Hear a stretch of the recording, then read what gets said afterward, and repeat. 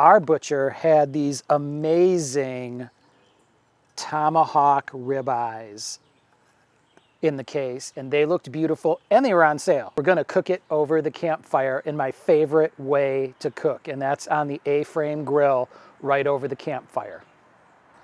So one of the first things I wanna do is prep this steak for its visit to the campfire. And what I like to use is this prime rib rub from Rodell's. You can get this at Costco if you have it. One of the things I love about it is the flavor that it brings to the table.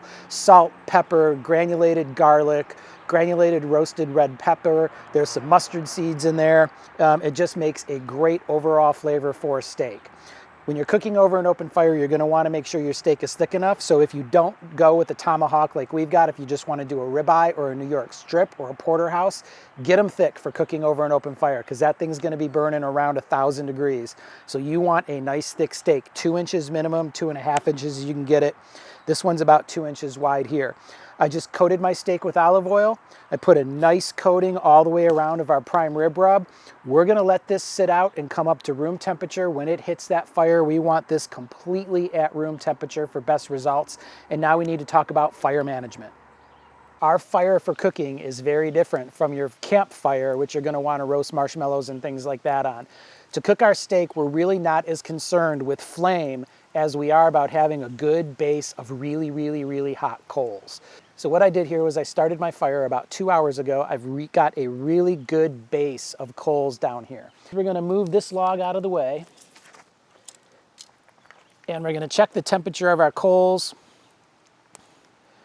I've got up here at the top, I've got 890, and I've maxed out my thermometer, maxes out at 1,000 degrees. So we got a coal bed there, nearly 1,000 degrees, which is gonna be perfect for our steak. I just wanna adjust my logs here. So we have a nice concentration of those hot coals right there in the center. Next, we're gonna move our A-frame cooker right into place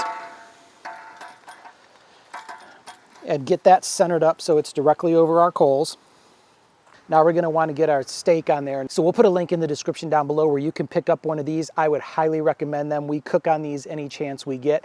They range anywhere between $40 and $80 depending on the quality that you wanna get on Amazon. I've had this one for about 20 years, so these things last forever. All right, we've got our steak. I'm gonna get it right in the center of our grill grate just to keep things nice and balanced. And now I'm gonna lower this down a little bit closer to the fire. We don't want it right in the flame. We want it about right there.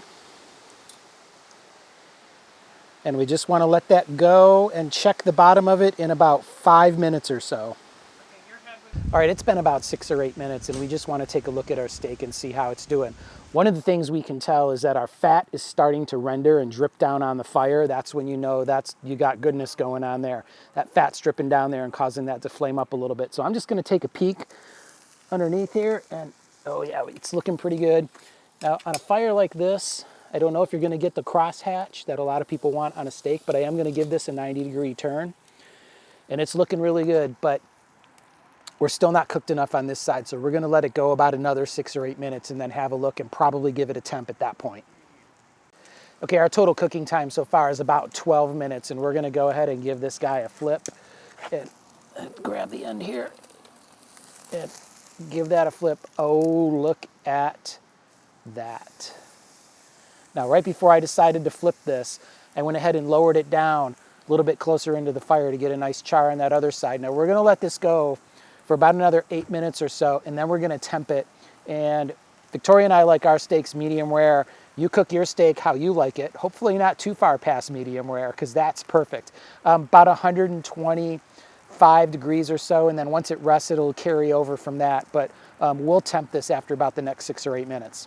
And we're about to stick a probe thermometer right in the center part of the steak and see where we're at. 116, 120, 123. We are good, and we're gonna get this guy off the fire and let him rest for a few minutes before we cut into him and taste it.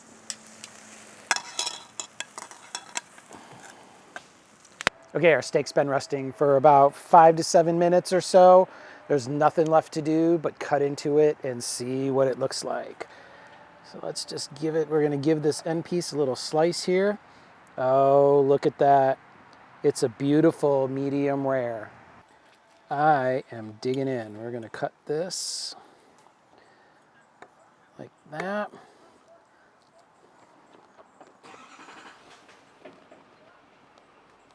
Oh, the flavor that the hardwood fire puts into the meat is just unbeatable. This is just delicious. The Rodell prime rib rub that we put on there just adds amazing flavor, and the char we got on there, just flavor upon flavor upon flavor. If you get the opportunity to do any meat over the top of your wood fire, do it, because it just adds so much flavor. I'm gonna have another bite. So that's it for me. We're gonna go eat. But this isn't the only meat we've done in a very special way.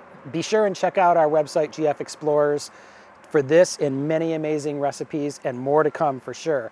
And until next time, happy eating.